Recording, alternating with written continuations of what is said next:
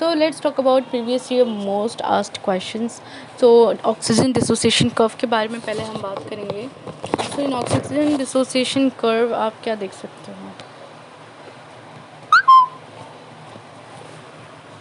So let's talk about oxygen dissociation curve. हम important 20 questions करेंगे. तो बात करते हैं oxygen dissociation curve in just 1 hour. तो गाइस बने रहिए हमारे साथ इस वीडियो में. तो बोर इफेक्ट के बारे में अगर बात करें तो the binding of oxygen to haemoglobin decreases with increasing H+ion concentration, lower pH, or when the hemoglobin is exposed to increased partial pressure of carbon dioxide.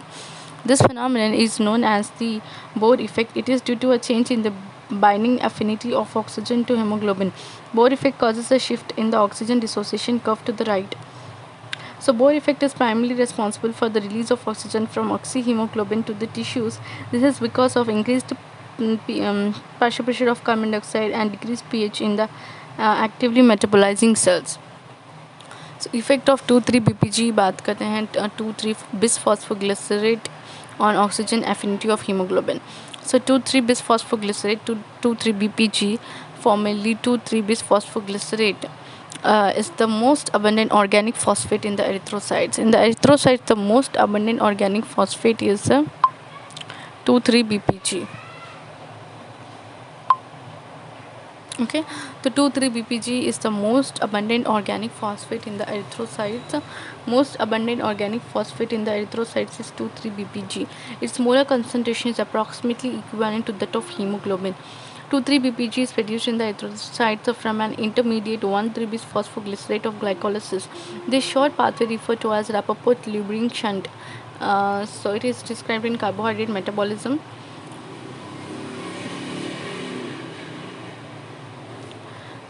So we are talking about the Bohr effect in aspect of biochemistry, जहाँ पे 2,3-BPG is the most abundant in the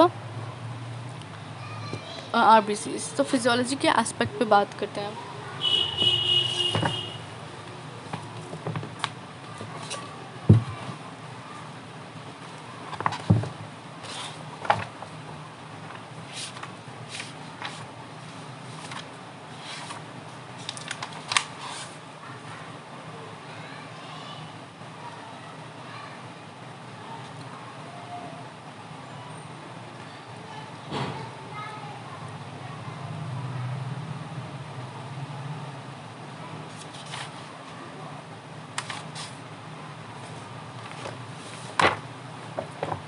हमें बहुत ज़्यादा complete करना है. And today is 23-25 तक हमें सारा सिलेबस कंप्लीट करना है.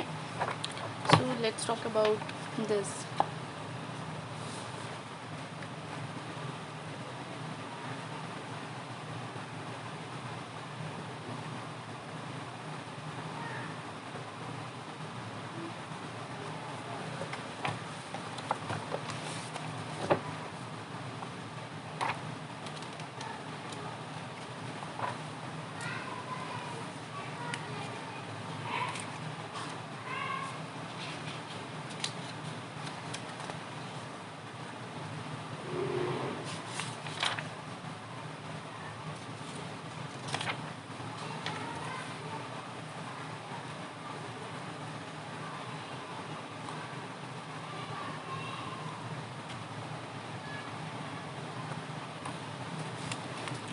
Okay, so let's talk about our important aspect of oxygen dissociation curve.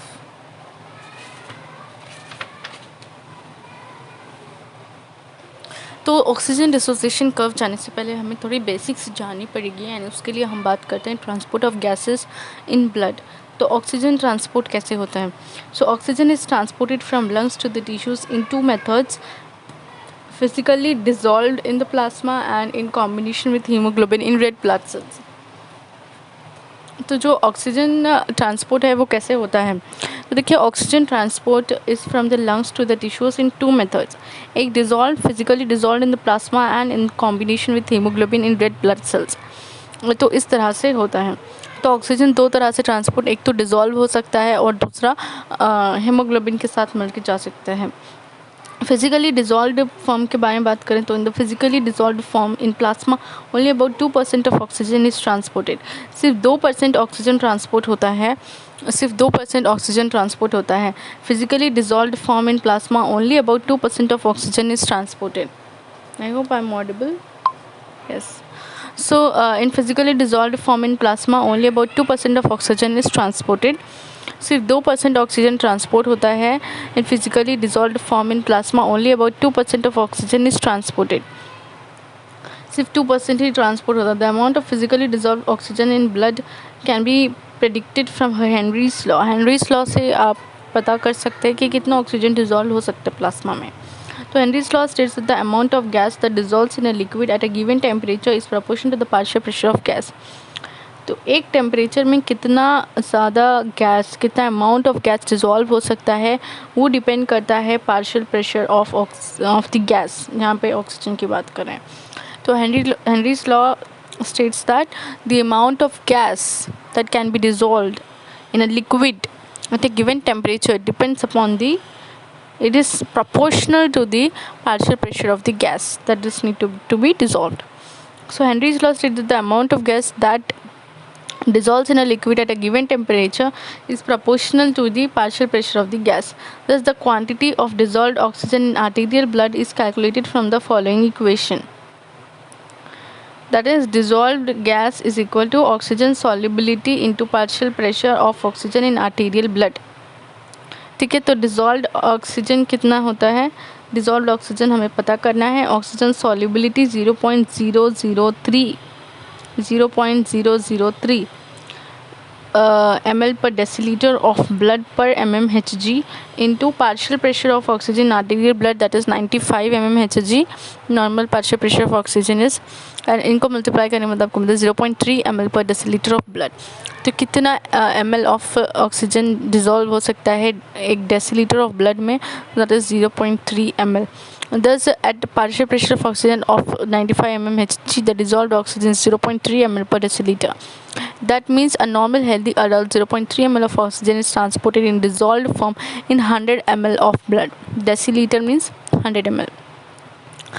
100 ml of blood. Decilitre means 0.1 litre. 0.1 litre तो 1 लीटर में 1000 ml होता है, तो एक जीरो निकाल तो 100 ml ऑफ ब्लड में आपको सिर्फ 0.3 ml ऑफ ऑक्सीजन मिलेगा। So as cardiac output is 5 liters per minute at rest, oxygen transported in dissolved form at rest is about 15 ml per minute. 15 ml per minute oxygen sufficient है। 5 liters blood के लिए 15 ml of oxygen, very less. सो तो ये हुआ हमारा transport of oxygen through dissolved state in plasma. जो अगर dissolved state के फॉर्म में है तो वो हेनरीज लॉ के हिसाब से हम given amount of gas that can dissolve in liquid at given temperature is proportional to the partial pressure of the gas. तो यहाँ पे partial pressure of the gas in arterial blood 95 है, multiplied by the solubility constant oxygen solubility तो हमें मिलेगा amount of oxygen dissolved in the plasma. So 0.3 ml dissolved in 100 ml of blood, इसका मतलब 5 litres of blood में सिर्फ 15 ml of oxygen, which is very less. तो इसलिए dissolve form काम नहीं चलेगा, हमें करना पड़ेगा दूसरा। ठीक है, hyperbaric oxygen therapy improves tissue oxygenation.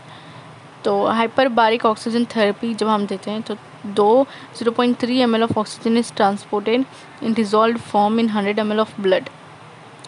तो 0.3 ml ऑफ ऑक्सीजन डिज़ोल्व होता है 100 ml ऑफ ब्लड में। 100% oxygen is inhaled in hyperbaric chamber. The dissolve oxygen about 6 ml per decilitre. Dissolve oxygen सिर्फ 6 ml पर डेसीलीटर हो जाता है of blood that accounts for supply of about 300 ml per minute, which is adequate for tissue oxygenation. Tissue को oxygen देने के लिए हम क्या करते हैं? हाइपरबारिक ऑक्सीजन थेरेपी देते हैं। वहाँ पे क्या होता है 100% ऑक्सीजन देते हैं पेशेंट को इनहेल करने के लिए, और वो हाइपरबारिक चेम्बर में रहता है। इसलिए तो जो डिज़ोल्व होता है वो 6 ml पर डेसीलीटर होता है, और 6 ml पर डेसीलीटर मतलब 300 ml पर मिनट, और इससे जो टिश्यू का ऑक्सीजनेशन सप्लाई है सफिशिएंट हो जाता है। तो हाइपरबैरिक चेम्बर में जब 100% ऑक्सीजन पेशेंट को इनहेल करने के लिए देते हैं तो क्या होता है 6 ml पर डेसीलीटर की मात्रा में ऑक्सीजन ट्रांसपोर्ट होता है। तो इस वजह से 300 ml per decilitre which is ml per minute 300 ml per minute oxygen दे सकते हैं। तो ये बहुत अच्छा है, ठीक है। इन कॉम्बिनेशन विथ हेमोग्लोबिन अब बात करते हैं। तो क्लिनिकल हमने बात किया जब प्लाज्मा से ट्रांसपोर्ट हो रहा है, तो क्लिनिकली हमने बात किया। अब हम बात करते हैं हेमोग्लोबिन के बारे में। तो जो कॉम्बिनेशन विथ हेमोग्लोबिन है, so more than 98% of oxygen is transported in combination with haemoglobin. More than 98% हम हेमोग्लोबिन से दे सकते हैं। This becomes possible due to binding affinity of hemoglobin for oxygen. This is possible due to binding affinity of hemoglobin for oxygen. So जो binding affinity है haemoglobin का oxygen के साथ वो बहुत अच्छा है, इसलिए हो सकता है कि 98% ऑफ ऑक्सीजन हम हेमोग्लोबिन के द्वारा आरबीसी के द्वारा पहुंचाते हैं टिश्यूज़ को। So hemoglobin that binds with oxygen is called oxyhemoglobin, and the hemoglobin that does not bind with oxygen is called deoxyhemoglobin और reduced hemoglobin. जो हेमोग्लोबिन ऑक्सीजन के साथ बाइंड कर सकता है उसे हम बोलते हैं ऑक्सी हीमोग्लोबिन, और जो हेमोग्लोबिन के साथ बाइंड नहीं कर सकता वो रेड्यूस्ड फॉर्म में रहता है, उसको बोलते हैं deoxy haemoglobin. So more than 98% of oxygen is transported in combination with hemoglobin. More than 98% of oxygen is transported in combination with hemoglobin. This becomes possible due to binding affinity of oxygen with hemoglobin, because there is some affinity between oxygen and hemoglobin, that's why it's able to bind. So hemoglobin that binds with oxygen is called oxyhemoglobin, and the hemoglobin which cannot bind with oxygen is called deoxyhemoglobin or reduced hemoglobin. Let's talk about oxyhemoglobin formation, how it is formed, then oxygen carrying capacity of hemoglobin, and then we'll be talking about the oxygen hemoglobin dissociation curve. So oxyhemoglobin formation कैसे होता है? The hemoglobin molecule is a protein. It is made up of 4 subunits that are bound together. Each subunit consists of a molecular group known as heme and a polypeptide attached to the heme. The 4 polypeptide of a hemoglobin molecule are combinedly known as globin. So यहाँ पे क्या होता है? एक minute, water.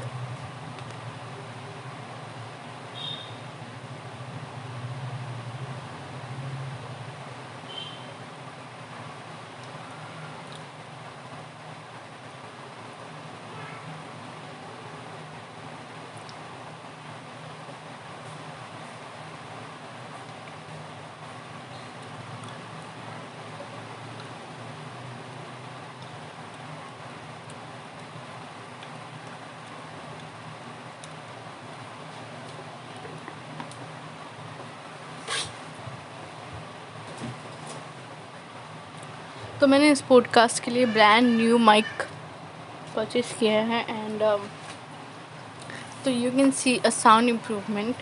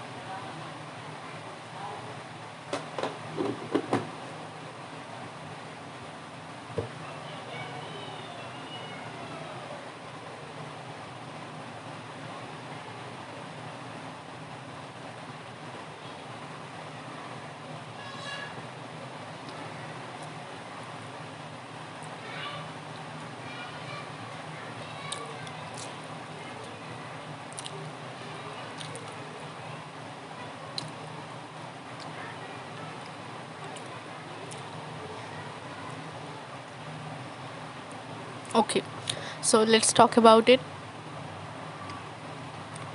तो जो oxy haemoglobin कैसे बनते हैं?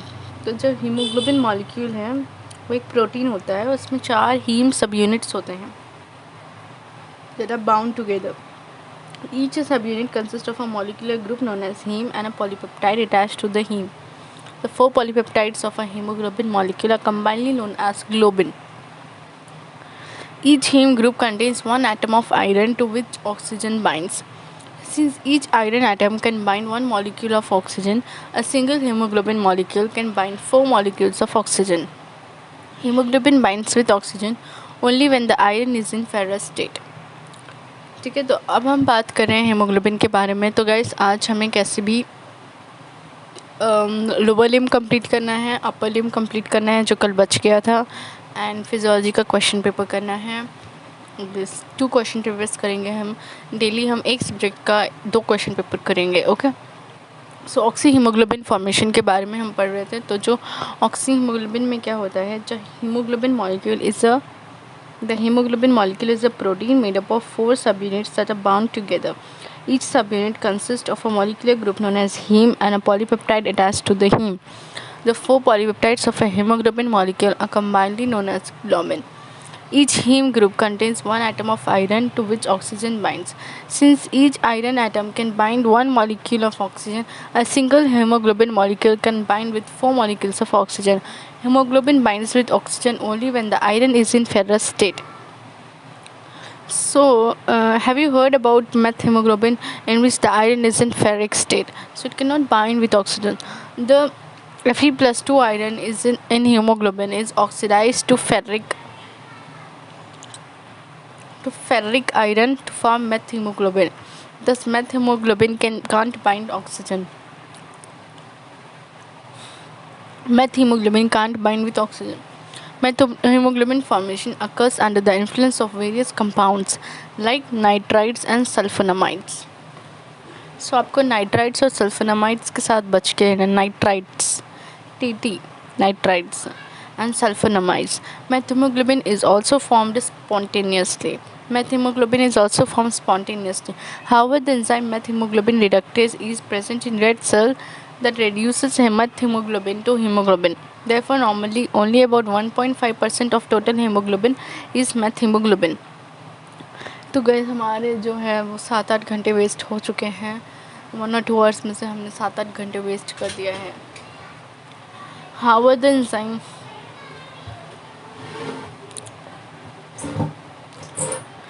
जो सुबह से जो 6 से 11 वाला सेशन था वो हमारा मिस हो गया है. हम ट्राई टू कवर देम. सो जो हम बात कर रहे हैं मेथीमोग्लोबिन के बारे में is also form spontaneously. However, the enzyme methemoglobin reductase is present in red cell that reduces methemoglobin to hemoglobin. Therefore, normally only about 1.5% of total hemoglobin is methemoglobin. Deficiency of methemoglobin reductase. This is a genetic defect, increases the methemoglobin concentration and decreases oxygen carrying capacity. Oxygen binds rapidly and reversibly to hemoglobin to form oxyhemoglobin. Oxygen binds rapidly and reversibly to hemoglobin to form oxyhemoglobin. So oxygen binds rapidly and reversibly. That's why it can again get back to normal hemoglobin or deoxyhemoglobin or hydroxyhemoglobin reduced form. What are RNT states of hemoglobin? So during this process of HbO2 formation, oxyhemoglobin formation, the heme remains in ferrous state. Thus, this process is oxygenation, not oxidation. So this process is oxygenation and not oxidation. So this is not oxidation, this is oxygenation, because hemoglobin binds with oxygen rapidly and reversibly. As there are 4 subunits in hemoglobin molecule, hemoglobin reacts rapidly in less than 0.01 second with 4 molecules of oxygen to form HbO8 molecule we are talking about. When oxygen is not bound with Hb, deoxyhemoglobin, in the 4 subunits of hemoglobin are tightly bound with each other. The 4 subunits of hemoglobin are tightly bound with each other. When oxygen is not bound with hemoglobin, the 4 subunits of hemoglobin are tightly bound with each other. This configuration of hemoglobin is called tense or T state. In the T configuration, affinity of hemoglobin for oxygen is less. So when oxygen is not bound with hemoglobin, it is called deoxyhemoglobin. The 4 subunits of hemoglobin are tightly bound with each other. This configuration of hemoglobin is called tense state or T state. In this T configuration, affinity of hemoglobin for oxygen is less because they are tightly bound with each other. 4 units are bound to each other. So when first oxygen molecule binds with hemoglobin, the 4 subunits enter into the relaxed state that exposes more oxygen binding sites. Therefore, in our configuration, affinity of hemoglobin for oxygen is greatly increased by 200 to 500 times. 200 to 500 times. Our configuration affinity of hemoglobin for oxygen is greatly increased to 200 to 500 times. So when first oxygen molecule binds with hemoglobin, then the 4 subunits enter into the relaxed state and they expose for more oxygen binding. They get exposed. Okay, oxygen is greatly increased by 200 to 500 times. When partial pressure of oxygen is very less, most of hemoglobin molecules are in T state and have low oxygen affinity. जब partial pressure of oxygen कम होता है तो जो haemoglobin molecules हैं are in T state and have low affinity for oxygen. When partial pressure of oxygen is high, the hemoglobin molecules are in R state and they have high oxygen affinity. Thus, the quantity of oxyhemoglobin formation is a function of partial pressure of oxygen in the blood. The quantity of oxyhemoglobin formation is a function of partial pressure of oxygen in the blood. How much oxyhemoglobin formation will be there depends on the partial pressure of oxygen. So when the partial pressure of oxygen is less, then they are in T state. T state, tense state. Where in tense state, what happens? The affinity of hemoglobin for oxygen decreases, is less, and the hemoglobin subunits are tightly bound with each other. The 4 subunits of hemoglobin are tightly bound with each other in the T state or tense state. The affinity for oxygen is also less. Relaxed state, when first oxygen molecule binds with hemoglobin, the 4 subunits enter into relaxed state that exposes more oxygen binding sites. Okay. Now, in pulmonary capillaries, when partial pressure of oxygen is high, the reaction favors to form more oxyhemoglobin, and in tissue capillary, where partial pressure of oxygen is low, the reaction favors formation of deoxyhemoglobin that helps oxygen to be unloaded from hemoglobin and becomes available to cells. So in pulmonary capillaries, partial pressure of oxygen is high, so the reaction favors to form the more oxyhemoglobin. In tissue, the partial pressure of oxygen is less, it favors formation of deoxyhemoglobin that helps oxygen to get unloaded from the hemoglobin and it becomes available to the tissues and cells. Let's talk about oxygen carrying capacity of hemoglobin. So each gram of hemoglobin binds with 1.34 ml of oxygen. So 1 gram of hemoglobin. So we have 12 grams of hemoglobin, right? Like 12 grams of hemoglobin we have. So this is the minimum amount. So 12 into 1.34.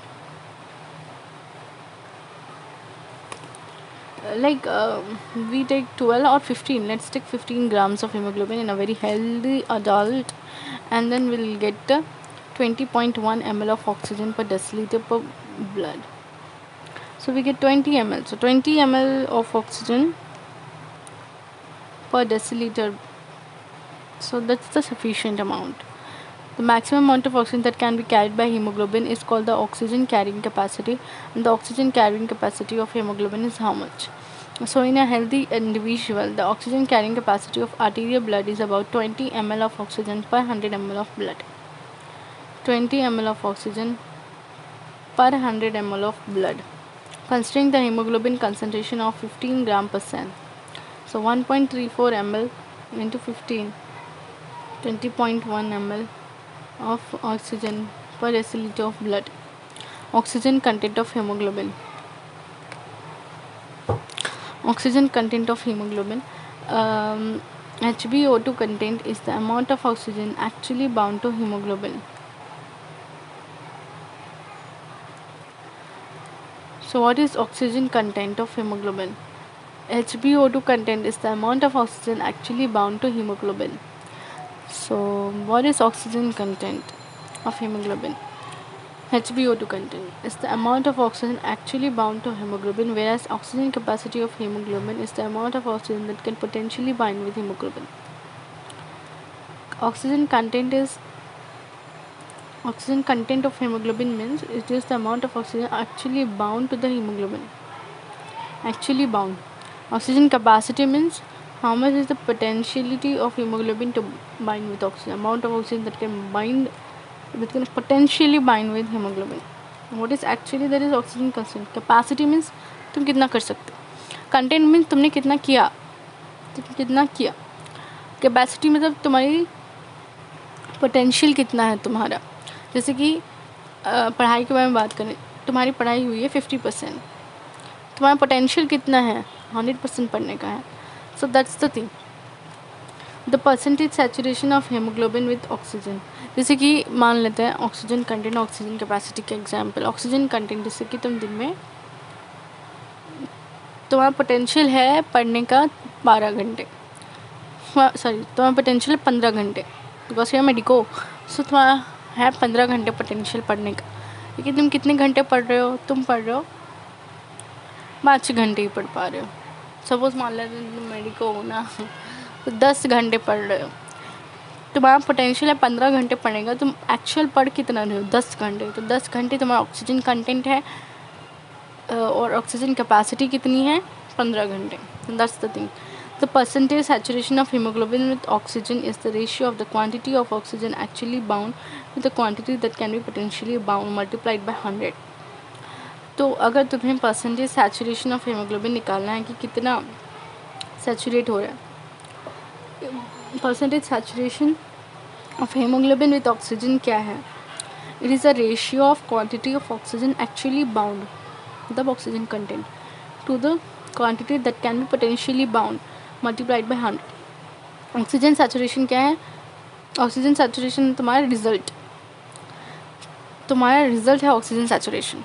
Result मतलब तुम्हारे पढ़ने की औकात थी 15 घंटे और तुमने पढ़ा 10 घंटे, तो 10/15 × 100. ठीक है. तो वैसे ही यहाँ पे देखते हैं. For example, if oxygen content is 15 ml of oxygen पर decilitre and the oxygen capacity is 20 ml of oxygen per deciliter of blood and the saturation is 25%. तो तुम्हारा रिजल्ट है 75%. सपोज मान लीजिए तुम्हारी पढ़ने की औकात है 20 घंटे, तुम पढ़ सकते हो. तुम्हारी पढ़ने की औकात 20 घंटे है और तुम पढ़ रहे हो 15 घंटे. तो तुम्हारा रिजल्ट, तुम कितना पास होगे, तुम अपना कितना दे रहे हो, तुम कितना पास होगे, 75% ही पास होगे. नॉर्मली आर्टीरियल ब्लड जो है, तो तुम्हें पढ़ना है 20 घंटे. तुम्हारा पोटेंशियल है 20 घंटे पढ़ सकते हो तुम, लेकिन तुम पढ़ रहे हो सिर्फ 15 घंटे. अब सिर्फ 15 घंटे पढ़ रहे हो, तो 15 घंटे पढ़ने की वजह से तुम्हारा रिजल्ट सिर्फ आएगा 25%. Normally in arterial blood the percentage saturation of haemoglobin with oxygen about 98%. सो अगर तुम आर्टीरियल ब्लड के बारे में बात करें तो 98%, क्योंकि वहाँ पर ऑक्सीजन कंसनट्रेशन अच्छा रहता है. तो blood partial pressure of oxygen and जैसे तुम डिस्ट्रैक्ट नहीं हो रहे हो, तुम यूट्यूब शॉर्ट्स में, इंस्टा रील्स में एंड वगैरह चीज़ों में डिस्ट्रैक्ट नहीं हो रहे हैं एंड तुम अपना पूरा पोटेंशियल दे रहे हो, तो तुम्हारा रिजल्ट आएगा ऑलमोस्ट 98%. सो तुम्हें 98% लाना है या 75%? 98% लाना है, right. So blood partial pressure of oxygen saturation are important indices of oxygen transport. तो उसके लिए तुम्हें ब्लड का पार्शियल प्रेशर ऑफ ऑक्सीजन ज़्यादा रहना चाहिए एंड ऑक्सीजन सैचुरेशन. तो ब्लड का पार्शियल प्रेशर ज़्यादा रहना चाहिए, ऑक्सीजन सैचुरेशन ज़्यादा रहना चाहिए. तो इससे पता चलता है ऑक्सीजन ट्रांसपोर्ट का indices. So which are best studied by analysing oxy haemoglobin dissociation curve. So oxy haemoglobin dissociation curve से हम जान पाएंगे कि ऑक्सीजन ट्रांसपोर्ट कितने अच्छे से हो पा रहा है, तुम्हारी पढ़ाई कितने अच्छे से हो पा रही है. तो oxygen haemoglobin dissociation curve, oxygen haemoglobin equilibrium curve, dissociation association curve explains the relationship between partial pressure of oxygen in blood with the oxygen saturation of hemoglobin. तो जो ऑक्सीजन सैचुरेशन है, जो ऑक्सी हीमोग्लोबिन इक्विलिब्रियम कर्व है या dissociation association curve है, वो बताता है रिलेशनशिप बिटवीन तुम्हारा पार्शियल प्रेशर ऑफ ऑक्सीजन कितना है ब्लड में and oxygen saturation of haemoglobin कितना है. तो यहाँ पे आप ध्यान से देखिए, जो ऑक्सीजन हीमोग्लोबिन इक्विलिब्रियम कर्व है वो आपको रिलेशनशिप बताता है between partial pressure of oxygen in blood with oxygen saturation of haemoglobin. ठीक है. तो आपको अपने आंसर में क्या क्या लिखना है, यही परेशानी थी जीके पाल से कि आपको क्या लिखना है वही नहीं पता होता है। तो जो ऑक्सीजन हेमोग्लोबिन इक्विलिब्रियम कर्व है, it explains the relationship between partial pressure of oxygen in blood and with oxygen saturation of haemoglobin. तो जो ऑक्सीजन हीमोग्लोबिन इक्विलिब्रियम कर्व है वो आपको रिलेशनशिप देता है between partial pressure of oxygen in blood with oxygen saturation of haemoglobin. इससे आपको oxygen transport के बारे में पता चलेगा, ठीक है। तो शेप ऑफ कर्व के बारे में बात करें तो oxygen haemoglobin equilibrium curve is an S-shaped curve over the range of partial pressure of oxygen from 0 to 100 mmHg. ठीक है। The sigmoid shape of the curve, S-shaped curve, results from hemoglobin affinity for oxygen at various partial pressure of oxygen levels। देखते हैं कि haemoglobin की affinity क्या है, क्या आ रही है। As partial pressure of oxygen rises, the hemoglobin saturation progressively increases। ज़्यादा partial pressure of oxygen, ज़्यादा hemoglobin saturation। However, the saturation is not linear with increase in PO2, for which the curve becomes sigmoid। ये linear relationship नहीं है। तो partial pressure of oxygen बढ़ाते जाओ, hemoglobin saturation बढ़ते जाएगा, लेकिन एक पॉइंट ऐसा आएगा जहाँ पे आप ऑक्सीजन का बढ़ा रहे हो लेकिन hemoglobin saturation नहीं बढ़ रहा है, तो इसलिए sigmoid आ रहा है।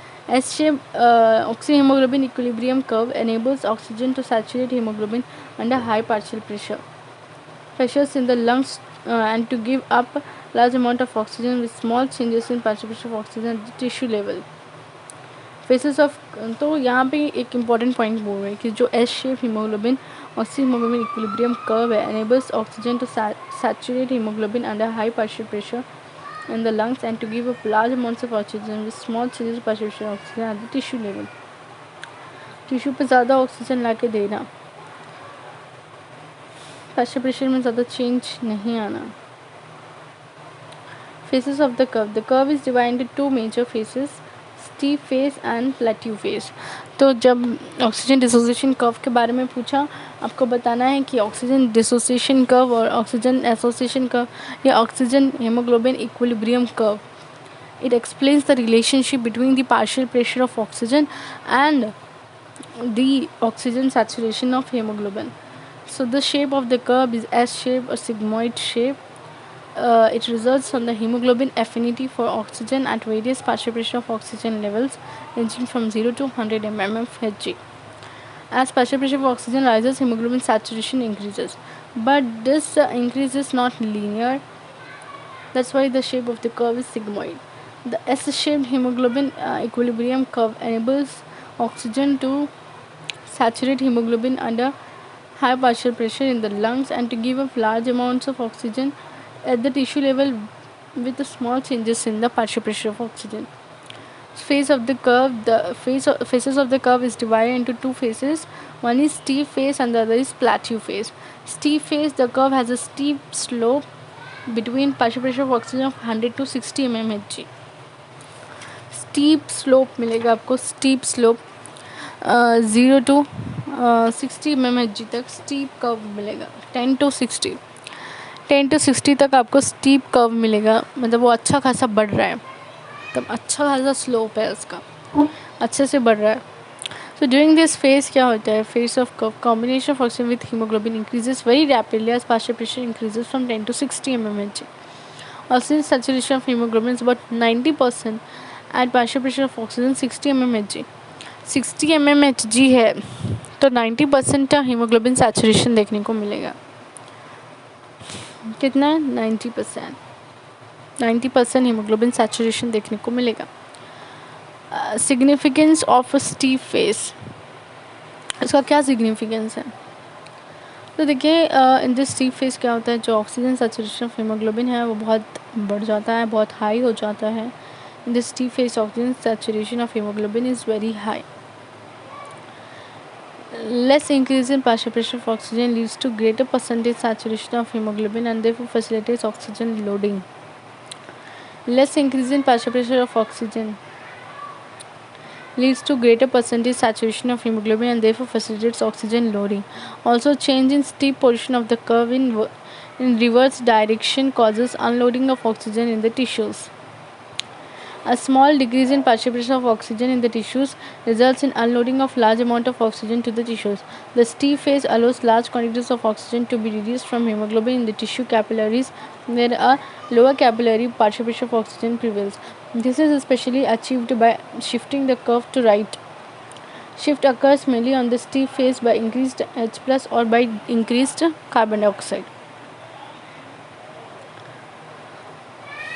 सिग्निफिकेंस ऑफ स्टीप फेस पे क्या होता है, जो ऑक्सीजन सैचुरेशन ऑफ हीमोग्लोबिन है वो बहुत ज़्यादा होता है.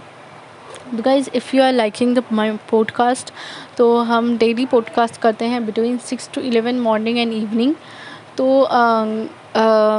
तो मॉर्निंग अगर आप सुबह उठने की आदत लगाना चाहते हैं तो यू गेट अप एंड मेरा पॉडकास्ट 6 बजे लाइव हो जाएगा एंड 6 to 11 आप मेरा लाइव पॉडकास्ट सुन सकते हैं. अगर आपको उठ के बेड पे से उठ के पढ़ने का मन नहीं कर रहा है तो आप लेटे लेटे भी बहुत अच्छे से पढ़ सकते हैं. 6 to 11 मेरा पॉडकास्ट मॉर्निंग एंड इवनिंग रहेगा. So guys please support to my channel. इसको सब्सक्राइब करो, ज़्यादा से ज़्यादा शेयर करो अपने व्हाट्सएप ग्रुप्स पे एंड टेलीग्राम चैनल्स पे.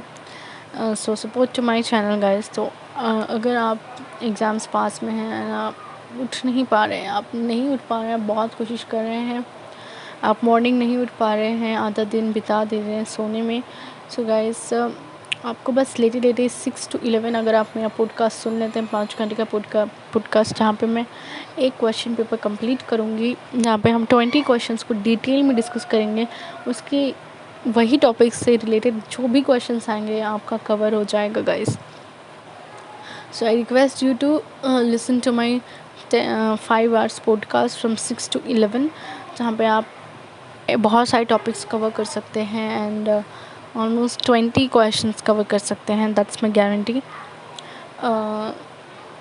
तो गाइस 20 टॉपिक्स आप डिटेल में कर सकते हो. उसमें से जहाँ से भी क्वेश्चन आ जाए आप उसको कर सकते हो. ठीक है, तो सपोर्ट टू माई चैनल. तो कंटिन्यू करते हैं. सो ड्यूरिंग दिस फेस यहाँ पे क्या होता है, जो स्टीप फेस आ रहा है, स्टीप फेस में हीमोग्लोबिन का saturation, oxygen saturation of hemoglobin बहुत ज़्यादा है. Less increase in partial pressure of oxygen leads to greater percentage saturation of hemoglobin and therefore facilitates oxygen loading. तो यहाँ पे क्या होता है कि जो आपका less increase in partial pressure of oxygen leads to greater percentage saturation of hemoglobin and therefore facilitates oxygen loading. तो यहाँ पे ऑक्सीजन लोड हो रहा है, हेमोग्लोबिन ऑक्सीजन ले रहा है. Also change in steep portion of the curve in reverse direction. Less than 60 to 10 mmHg causes unloading of oxygen in the tissues. वही अगर 60 से 10 तक फॉल होगा partial pressure of oxygen तो वहाँ पे अनलोडिंग होगा. 10 to 60 होगा तो लोडिंग होगा, 60 to 10 होगा तो अनलोडिंग होगा.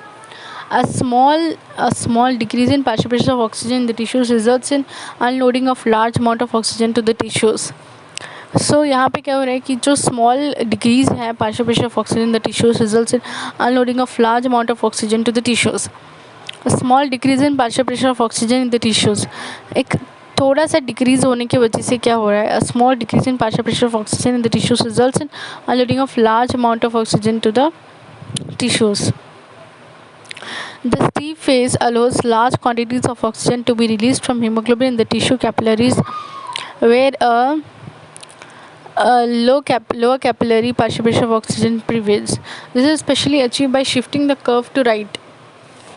तो अगर आप कर्व को राइट में शिफ्ट करते हो तो राइट में शिफ्ट करने की वजह से क्या होता है, अगर आप कर्व को राइट में शिफ्ट करते हो, राइट में शिफ्ट करने की वजह से जो इंक्रीज्ड H प्लस और बाय इंक्रीज्ड कार्बन डाइऑक्साइड को इंक्रीज़ करने की वजह से यहाँ पे अनलोडिंग ऑफ ऑक्सीजन होता है from haemoglobin to tissues capillaries.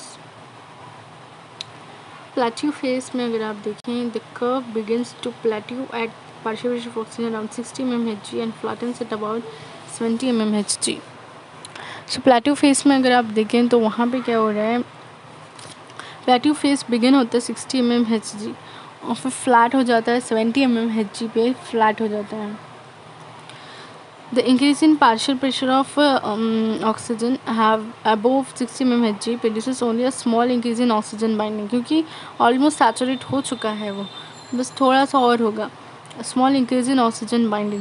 So increase in partial pressure of oxygen from 60 to 100 mmHg. in the plateau region of the curve illustrate the oxygen saturation and content remain apparently constant over wide alteration in the alveolar participation of oxygen. Significance of plateau phase. तो यहाँ पे actually हो क्या रहा है, जैसे कि मान लेते हैं पहले आप दिन में 1 घंटा पढ़ते थे, ठीक है, तो ये तो बहुत कम है। तो अब आप क्या करें, 1 घंटा नहीं पढ़ के आप कितना पढ़ रहे हो, 6 घंटा पढ़ रहे हो। तो गाइस 1 घंटे से 6 घंटे बहुत ड्रास्टिक इंक्रीज़ है, राइट। 1 घंटे से 6 घंटे बहुत ड्रास्टिक इंक्रीज़ है। तो यहाँ पे आपका प्रोग्रेस बहुत ज़्यादा होगा। फिर आपने क्या किया, और आपने थोड़े 4 घंटे बढ़ाए, फिर 6 से और 4 घंटे पढ़ रहे हो आप। पहले आप 1 ही घंटा पढ़ते थे, फिर 6 घंटा पढ़ने लग गए, तो आपका प्रोग्रेस बहुत ड्रास्टिकली इंक्रीज़ होगा। पहले आप बहुत बहुत पूर थे स्टडीज़ में, अब आप बहुत एक्सीलेंट हो जाओगे, ठीक है। उसके बाद क्या होगा, आपकी रैंक आने लगेगी। उसके बाद जब आप 6 घंटा से और 4 घंटे बढ़ा दिए और 4 घंटे बढ़ाएंगे, तो उतना ड्रास्टिक इंक्रीज़ नहीं होगा, क्योंकि आप ऑलरेडी सैचुरेट हो चुके हो, आप ऑलरेडी टॉपर बन चुके हो, आपकी रैंक आ रही है। और 4 घंटा पढ़ने से ज़्यादा कुछ फ़र्क नहीं पड़ेगा, लेकिन फ़र्क पड़ेगा, लेकिन उतना फ़र्क नहीं पड़ेगा जितना आपको पहले पड़ा था, right. So that's the thing. The curve begins to plateau. तो ये आपका प्लेट्यू फेस है, जब आप 6 घंटे से और 4 घंटे इंक्रीज़ कर रहे हो तो फ्लैट हो जाएगा आपका curve. So the increase in partial of oxygen above 60 mmHg produces only a small increase in oxygen binding. Increase in partial pressure of oxygen from 60 to 100 mmHg in the plateau region of the curve illustrates that the oxygen saturation and content remains apparently constant over a wide alteration in alveolar partial pressure of oxygen. Increase in partial pressure of oxygen from 60 to 100 mmHg in the plateau region of the curve. In the plateau region of the curve, it illustrates that the oxygen saturation and content remain apparently constant over a wide alteration in alveolar partial pressure of oxygen. Significance of plateau phase. There are two significances of the plateau phase.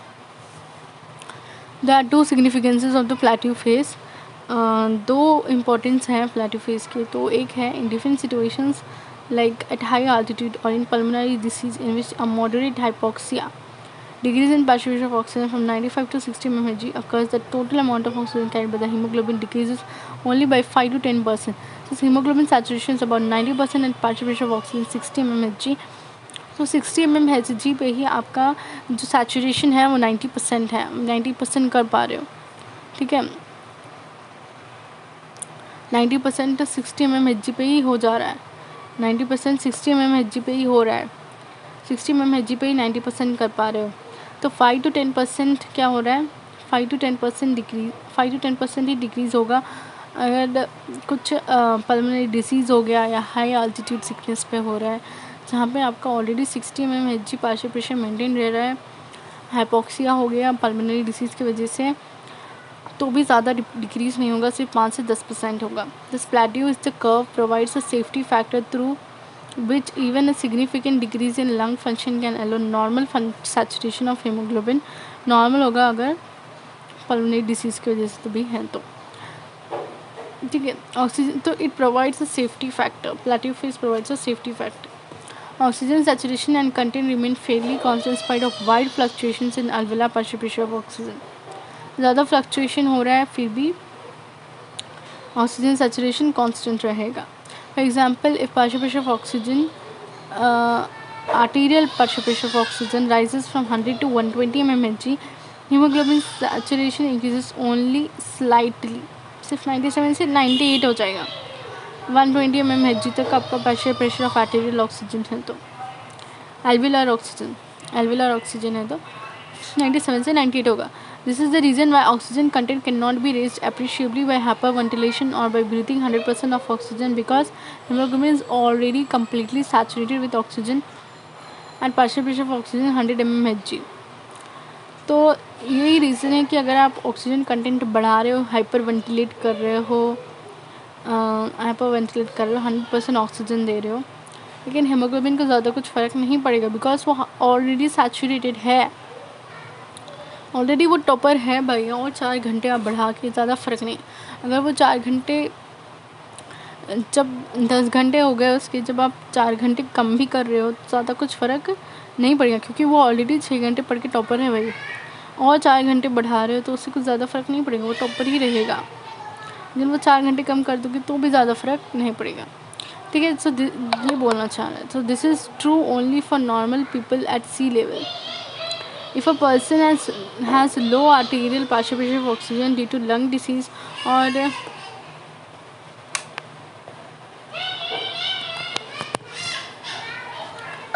if a person has a low arterial pressure partial pressure of oxygen due to lung disease, or for his ascension to higher altitude, hyperventilation of breathing 100% oxygen increases hemoglobin saturation with oxygen, as they have more deoxyhemoglobin initially. तो यहाँ पे क्या है कि this is the reason why oxygen content can not be raised appreciably by hyperventilation. ये एक normal people के लिए, एक हेल्दी पीपल के लिए सी लेवल पे सही है। लेकिन एक पर्सन है, उसका arterial partial pressure of oxygen कम है ड्यू टू लंग डिसीज, और for his ascension to high altitude, hyperventilation of breathing 100% oxygen increases hemoglobin saturation with oxygen, as they have more deoxyhemoglobin initially. लेकिन अगर कोई person को कुछ lung disease है और आप उसको 100% ऑक्सीजन दे रहे हो तो उसमें इम्प्रूवमेंट आएगा। या फिर कोई बहुत ऊपर चढ़ गया है, हाई ऑल्टीट्यूड पे है, तो वहाँ पे भी अगर आप 100% ऑक्सीजन दे रहे हो तो उसका जो डिऑक्सी हीमोग्लोबिन वाला पार्ट जो पहले ज़्यादा था वो अब कम हो जाएगा एंड ऑक्सीजन सैचुरेट होने लगेगा, ठीक है। अब हम एक चीज़ के बारे में बात करें, दैट इज़ द P50। जो P50 is the level of partial pressure of oxygen eight which 50% of hemoglobin is saturated with oxygen. So 50% of hemoglobin is saturated with oxygen. The partial pressure of oxygen, the P50 is the level of partial pressure of oxygen at which 50% of hemoglobin is saturated with oxygen. 50% जितना saturated, तो P50 assesses the binding affinity of hemoglobin for oxygen.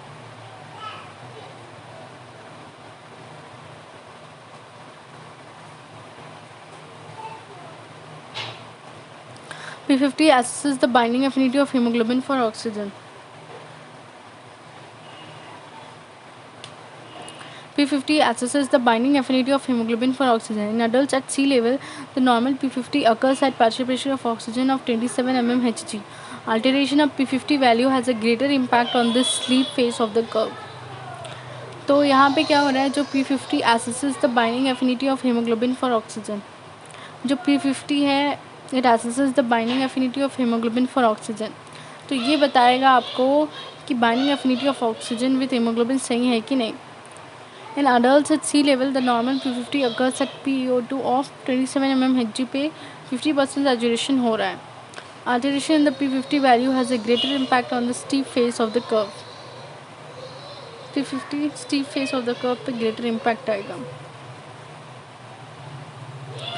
तो हम बात करते हैं, अगर shift हो रहा है, अगर स्टीप फेस में हमने देखा था कि less increase in partial pressure oxygen leads to greater percentage saturation of haemoglobin, facilitates oxygen loading. Also in steep proportion, unloading of oxygen in the tissues, a small decrease of partial pressure, unloading to the tissues. That's when disease of human tissue capillary. Okay, so this is specially achieved by shifting the curve to the right. अगर आप curve को right में shift करते हो तो tissues को जाएगा,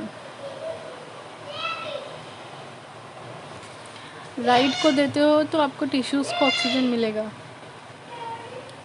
left को करते हो तो लंग्स के पास है, इसका मतलब बहुत ज़्यादा ऑक्सीजन के पास। If the P50 is high, 50 ज़्यादा है, it signifies the decrease in affinity of haemoglobin for oxygen. मतलब आप ज़्यादा ऑक्सीजन दे रहे हो लेकिन 50% सैचुरेशन फिर भी नहीं हो रहा है, इसका मतलब हीमोग्लोबिन की एफिनिटी फॉर ऑक्सीजन कम हो गई है, जिस seen at right shift of the haemoglobin equilibrium curve, right shift.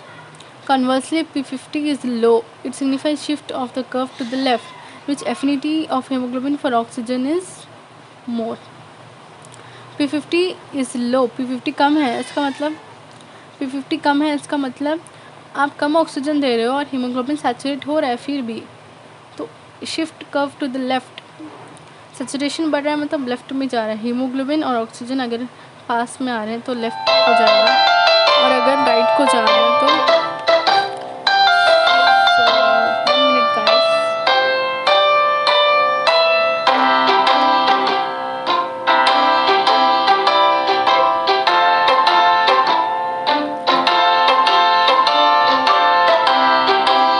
okay, 1